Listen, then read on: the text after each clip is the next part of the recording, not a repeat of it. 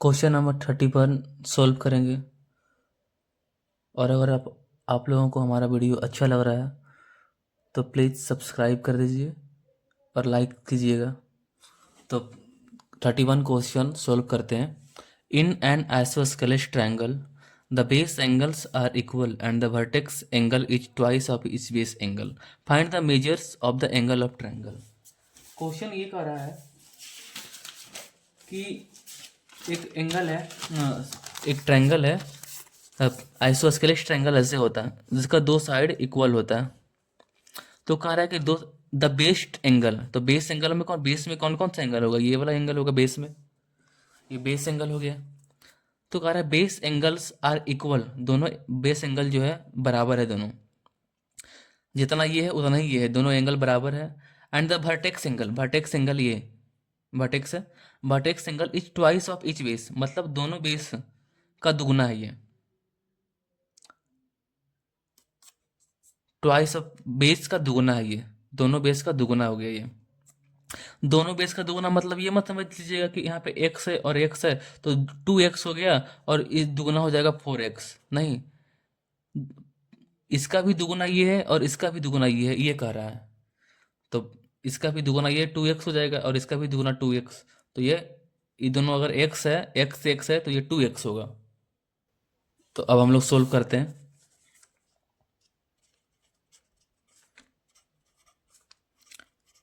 Late the two base angle equal to equal base angle भी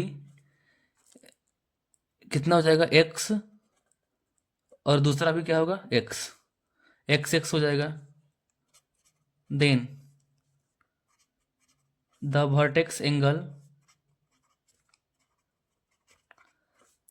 angle भी, इसका भी दुगुना और इसका भी दुगुना, तो क्या हो जाएगा? 2x क्या है? इसका भी दुगुना हो गया, इसका भी दुगुना हो गया। एंड अब यहाँ पे एक चीज और लिखना है, we know that sum of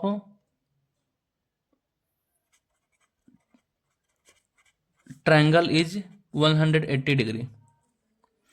तो एक्स एक्स मिल ही गया, ये भी एक्स मिल गया, ये भी एक्स है, ये भी एक्स और ये 2x है। तो तीन साइड हमें मिल ही गया, तीन एंगल हमें मिल ही गया। तो according to question x two x, पहला एंगल, दूसरा एंगल और तीसरा एंगल, सबका सम कितना है? 180 डिग्री। तो 4x is equal to 180 degree, x is equal to 180 degree by 4, तो ये हो जाएगा 45 डिग्री। देन अब इसको लिखेंगे hence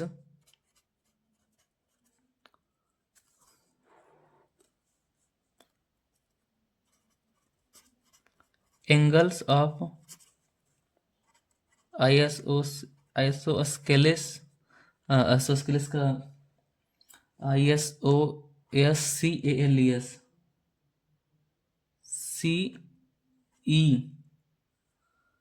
CELES isosceles triangle be, x और एक्स तो कितना, एक्स का वैल्यू कितना है? 45, तो 45 डिग्री, दूसरा भी 45 डिग्री, एक्स है और एक्स है तो 45 डिग्री, 45 डिग्री, और ये कितना है? 2x, तो 90 डिग्री। ये हो जाएगा answer. Question number 32, a man travelled 3/5 of his journey by rail, 1/4 by a taxi.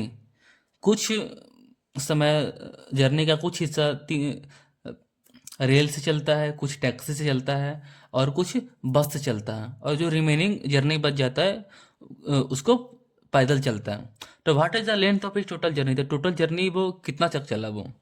तो टोटल जर्नी तो हमें पता नहीं है, तो टोटल जर्नी को हम x मान लेंगे। Let the length of his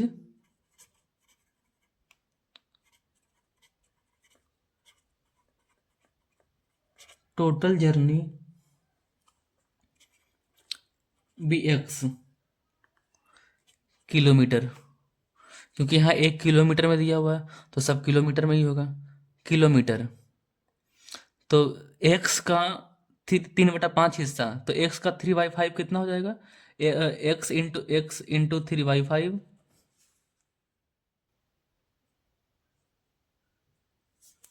कितना हो जाएगा? एक्स इंटू 3/5, इसका मतलब क्या हो जाएगा? 3x/5 प्लस, इसको बताने के लिए किए थे ये, तो इसको काट देते, 3x/5, फिर प्लस दूसरा क्या हो जाएगा? 1/4, तो x का 1/4 कितना हो जाएगा? x/4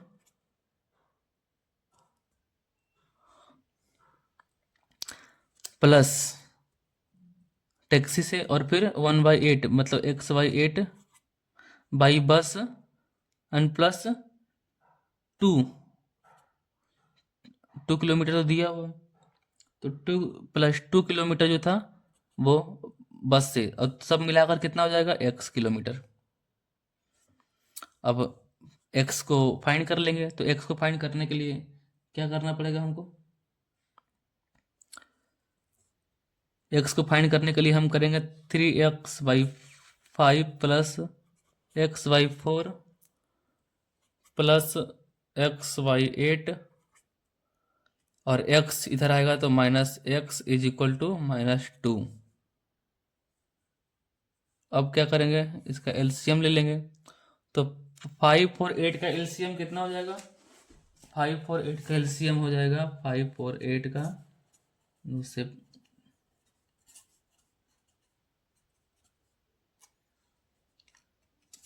40 हो जाएगा।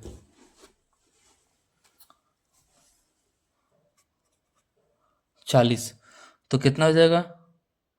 5 से करेंगे तो 8 हो जाएगा, 8×3 = 24, 24x plus 10x plus 5x minus 40 = 2।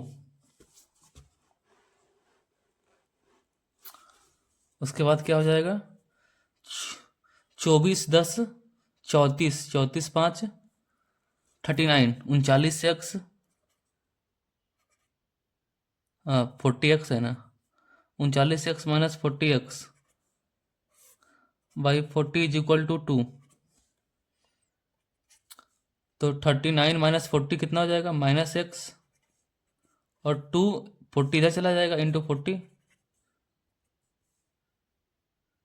Sorry यहाँ -2 होगा ना, -2, तो माइनस माइनस कट गया, x = 80 किलोमीटर। टोटल डिस्टेंस का जो लेंथ था वो कितना था? Hence the length of his total journey be 80 kilometre. Question number 33, a laborer is engaged for 20 days on the condition that he will receive ₹120 for each day। एक labourer को engage किया गया है एक काम के लिए, और उसमें कंडीशन ये दिया गया कि अगर वो 20 दिन के काम के लिए किया गया है, तो वो 20 दिन में अगर वो काम करेगा तो उसको एक दिन के हिसाब से, पर डे के हिसाब से उसको ₹120 मिलेगा पर डे के हिसाब से। 20 दिन के लिए काम में ₹120 पर डे उसको मिलेगा जब तक वो काम करेगा। और कंडीशन ये था कि जिस दिन वो काम करने के लिए नहीं आएगा उसके, तो जिस दिन वो काम नहीं करेगा उस दिन उसको ₹10 फाइन लग जाएगा उसका। अगर काम नहीं करेगा वो तो उसका ₹10 का फाइन लग जाएगा। ₹10 for each day he is absent, fine लग जाएगा। इफ ही रिसीव्स ₹1880, तो पूरा दिन काम करने पर जितना दिन एब्सेंट किया या काम किया, वो टोटल पैसा जो रिसीव किया वो कितना था? 1880। ₹1880 वो टोटल कमाया। तो वो टोटल कितना absent किया, कितना दिन तक वो absent किया, ये बोल रहा है। For how many days did he remain absent। Question समझ में आ गया। तो अब इसको हम इस तरीके से बनाते हैं। क्वेश्चन थोड़ा सा टफ है, थोड़ा सा दिमाग लगाना पड़ेगा, धीरे धीरे समझना पड़ेगा, और हम भी इसको धीरे धीरे ही बताएंगे। सबसे पहले हमें पता नहीं है कि absent कितना दिन तक था, तो हम इसको x मान लेंगे। तो ऐसा कर देते हैं, let the absent days be x days वो absent था, वो हमें नहीं पता कितने दिन तक वो absent था। अब कह रहा है कि एक और क्वेश्चन के हिसाब से 20 डेज का कंडीशन था, और एक दिन का उसे ₹120 मिलेगा। तो फोर ऐसे लिखते हैं, फॉर 20 डेज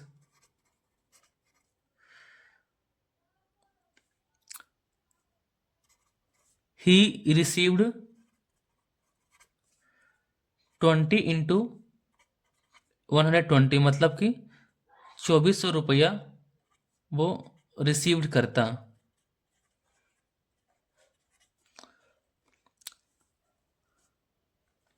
ये पहला कंडीशन हो गया। अब and the labour received total amount is rupees, कितना रिसीव किया वो, ₹1880 वो रिसीव किया। तो 2400 में वो ₹1880 रिसीव किया, इसका मतलब ये था। अच्छा, फाइन भी लगना था, अगर वो काम नहीं करेगा तो फाइन लग जाएगा। तो अच्छा, इसका हम इसको ना, जो फाइन वाला है, इसको इसके अगले स्टेप में समझाएंगे, पहले हम इसको इतना कर देते हैं। तो जब वो ₹1880 रिसीव किया, और टोटल कितना था, 2400 रुपये इसको रिसीव करना था, 20 दिन का कमाई था उसका, ₹2400, लेकिन वो किया ₹1880। तो लेफ्ट अमाउंट कितना बच गया, कितना नहीं कमा पाया वो, 2400 माइनस 1800 इज इक्वल टू 0, 2, और कितना बच गई है,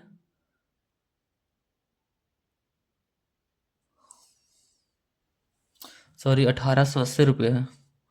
तो 0, 0, 10 में से 8 जाएगा तो 2, और फिर यहाँ बच गया 3। तो 18, तो मतलब 23 हो गया। 18, 19, 20, 21, 22, 23, 5। 1880 को अगर 2400 में 1880 को घटाएंगे तो ₹520 बचेगा। मतलब कि वो ₹520 वो क्या किया, नहीं कमा पाया, मतलब कि कुछ अपसेंट किया था। तो अब हमें ये निकालना है कि वो अपसेंट कितना दिन किया था। लेकिन इसमें एक कंडीशन और है, देखिए यहाँ पे लिखा हुआ है फाइन लगेगा ₹10। तो मतलब कि अगर हमको रिमेनिंग डे निकालना है, अपसेंट डे निकालना है, अपसेंट डे जब हमको निकालना है, तो इज इक्वल टू कितना करेंगे, अपसेंट डे का टोटल पैसा कितना बच गया, ₹520, और प्लस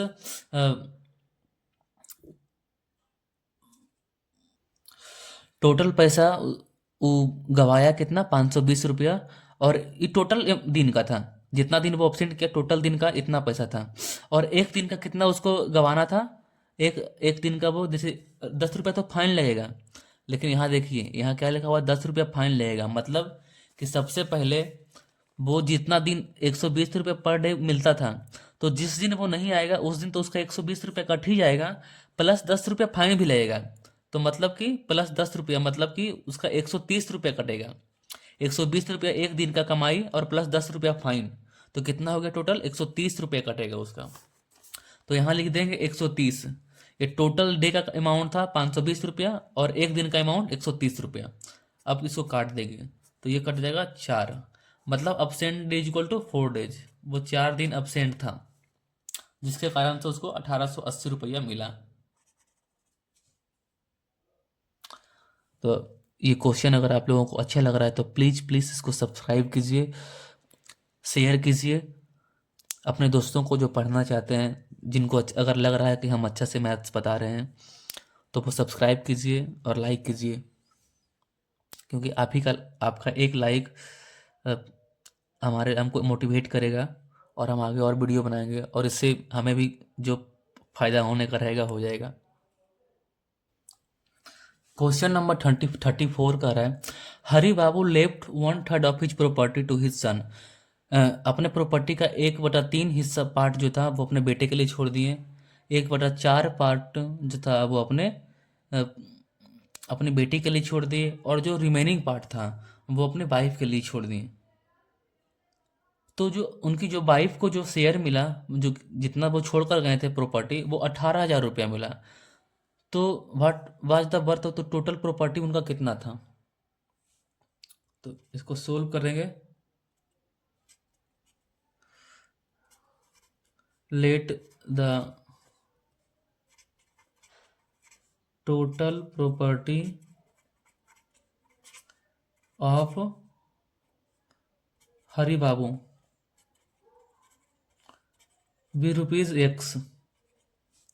तो अब x का 1/3 पार्ट, तो x का x/3 हो गया, x का 1/3, x इंटू 1/3, तो x ही होता, x into 1 is equal to x, x/3 x/3 हो जाता, और प्लस x/4 1/4, तो x/4, और प्लस कितना, टोटल जो था 18,000 इज इक्वल टू एक्स। इतना टोटल जोड़ने पे इतना टोटल प्रॉपर्टी एक्स था, इतना एक्स आता है, तो फाइंड एक्स। तो अब एक्स निकालने के लिए क्या करेंगे,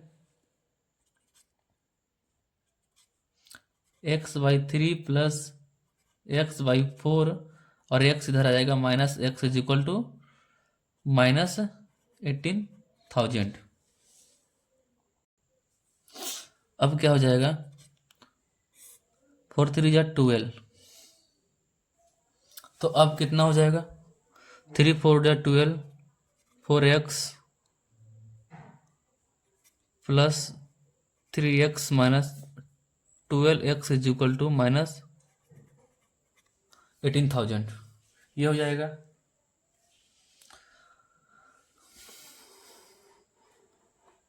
अब इसको क्या करेंगे,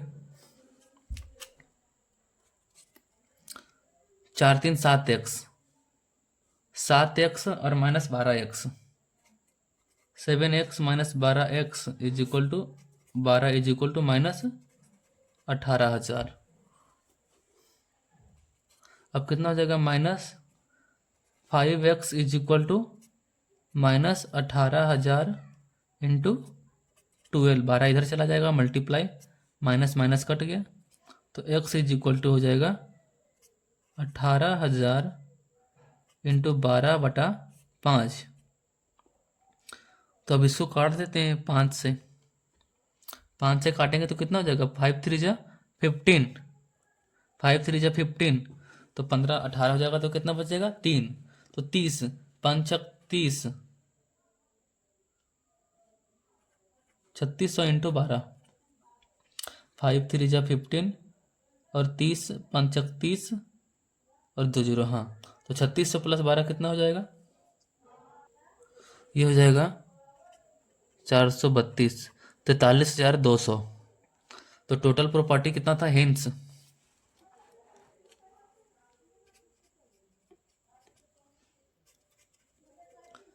हरी Babu total property be rupees 43,200। Number 35, how much pure alcohol must be added to 400 ml of a 15% solution to make its strength 32%। कह रहा है कि 400 ml का सॉल्यूशन है, 400 ml का सॉल्यूशन में 400 ml का सॉल्यूशन में 15% जो है, जैसे 400 ml का सॉल्यूशन है तो total solution is equal to 100%। Total हम ऐसे बता देते हैं इसको कि टोटल सॉल्यूशन 400 ml है, तो 400 ml is equal to 100% solution है। अगर हमारे पास एक डिब्बा है और उसमें 400 ml सॉल्यूशन है, तो हम उसको टोटल डिब्बा में 100% सॉल्यूशन मानेंगे, और 100% सॉल्यूशन में 15% जो है वो अल्कोहल मिला हुआ है, और बाकी जो 85% है वो हमें नहीं पता क्या है। कुछ भी मान लो उसको, वाटर मान लो या कुछ भी, वाटर ही मान लो। 85% वाटर मिला हुआ है, तो हमें इसका कोई मतलब नहीं है, हम सिर्फ समझाने के लिए कहते हैं। 15% अल्कोहल मिला हुआ है और 100% में 15% अल्कोहल मिला हुआ है। तो कह रहा है कि इस 400 ml सॉल्यूशन में और हम कितना अल्कोहल को ऐड कर दें, अल्कोहल को ऐड कर दें कि जो 15% सॉल्यूशन है, 15% जो सॉल्यूशन है, सॉल्यूशन में जो 15% अल्कोहल का मात्रा है, वो मात्रा बढ़कर अल्कोहल का 32% हो जाए। मतलब कि 400 ml में और कितना अल्कोहल मिला दें कि टोटल सॉल्यूशन ये हो जाएगा, और उस सॉल्यूशन में जो 15 पहले था 15% अल्कोहल का मात्रा पहले 15% था, अब बढ़कर 32% हो जाए। ये क्वेश्चन कर रहे हैं, तो इसको बनाते हैं इस तरीके से। Let the volume of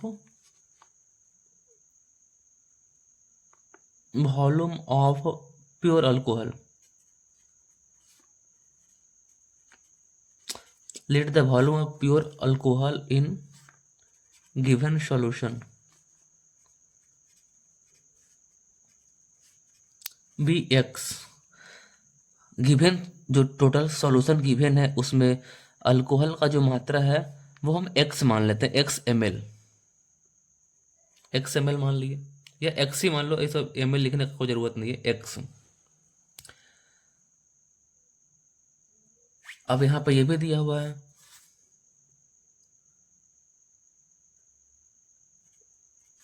in given solution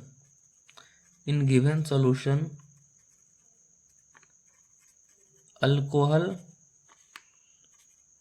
भी 15% अल्कोहल दिया हुआ है।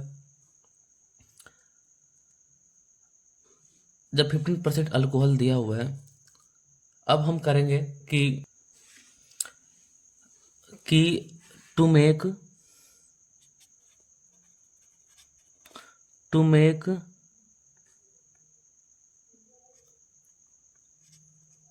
Strength of 32% alcohol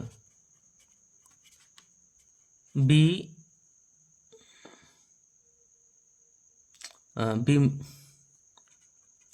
make more alcohol in solution, या फिर we get more alcohol in solution. तो सॉल्यूशन इतना लिख देंगे। अब जब हम 32% अल्कोहल 32% अल्कोहल मिलाने के लिए हमें कुछ अल्कोहल सॉल्यूशन में मिलाना पड़ेगा, तो क्या करेंगे, न्यू सॉल्यूशन। तो न्यू सॉल्यूशन कितना हो जाएगा, 400 ml तो था ही, अब उसमें कितना अल्कोहल मिलाएंगे वो तो हमें नहीं पता, तो एक्स ही इसको मान सकते हैं ना, x ml अल्कोहल मिला दिए, तो न्यू सॉल्यूशन ये हो गया। अब अकॉर्डिंग टू क्वेश्चन में ये हो जाएगा कि 400 ml प्लस x, इसको ब्रैकेट में करेंगे क्योंकि ये जो हो गया ये न्यू सॉल्यूशन हो गया। तो न्यू सॉल्यूशन जो है उसका 32% अल्कोहल कितने के बराबर हो जाएगा,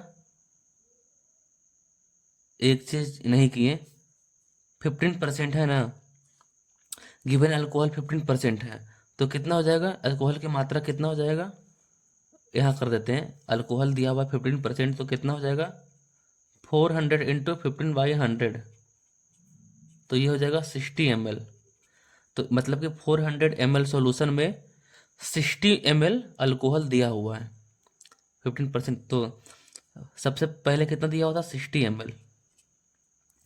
जब 400 ml सॉल्यूशन में x ml अल्कोहल मिलाने से एक न्यू सॉल्यूशन बनता है, और इस न्यू सॉल्यूशन का 32% अल्कोहल न्यू सॉल्यूशन का 32% अल्कोहल इसके बराबर होगा 60 ml प्लस एक्स, क्योंकि कितना अल्कोहल होगा हमें नहीं पता, एक्स जोड़ेंगे तब ना, 60 plus x alcohol is equal to इतना अल्कोहल, क्योंकि जितना अल्कोहल मिलाएंगे हमें सिर्फ अल्कोहल मिलाना है, 400 ml सॉल्यूशन में सिर्फ अल्कोहल मिलाना है, तो जितना अल्कोहल इधर मिलाएंगे उतना ही अल्कोहल इधर बढ़ जाएगा, तब दोनों बराबर हो जाएगा।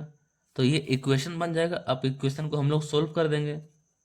400 ml plus x into 32/100 is equal to 60 ml plus x.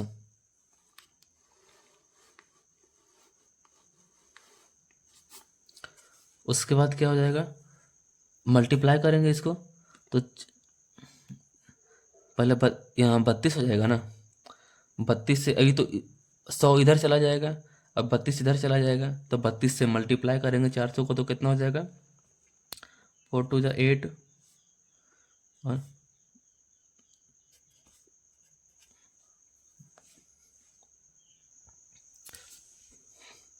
Plus 32x is equal to, ये इधर चला जाएगा तो दोनों से मल्टीप्लाई होगा, जैसे कि अगर ऐसे करेंगे 100 चला जाएगा तो 60 ml प्लस एक्स ऐसे मल्टीप्लाई होगा, तो कितना हो जाएगा 12,800 plus 32x is equal to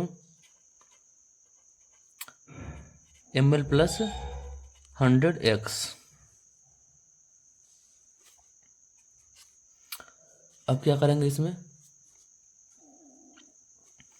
12,800 plus 32x, तो 12,800 में से 6,000 घट जाएगा, 6,000 12,800 है ml, और इधर आएगा तो 6,000 ml, तो 12,000 में से 12,800 ml minus 6,000 ml is equal to 100x minus 32x, तो ये कितना हो जाएगा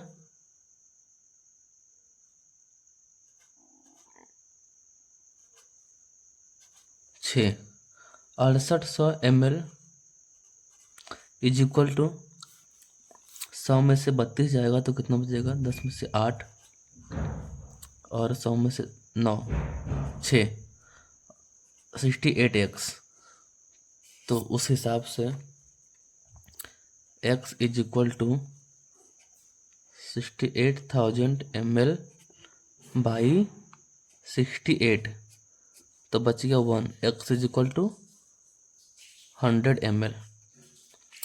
मतलब कि सॉल्यूशन में हम 100% सॉल्यूशन 100 ml सॉल्यूशन जब मिलाएंगे तो स्ट्रेंथ टोटल सॉल्यूशन 32% हो जाएगा। ये हो गया आंसर। वीडियो अगर आप लोगों को अच्छा लग रहा है तो प्लीज़ सब्सक्राइब कीजिए और लाइक कीजिए और जितना हो सके शेयर कीजिए।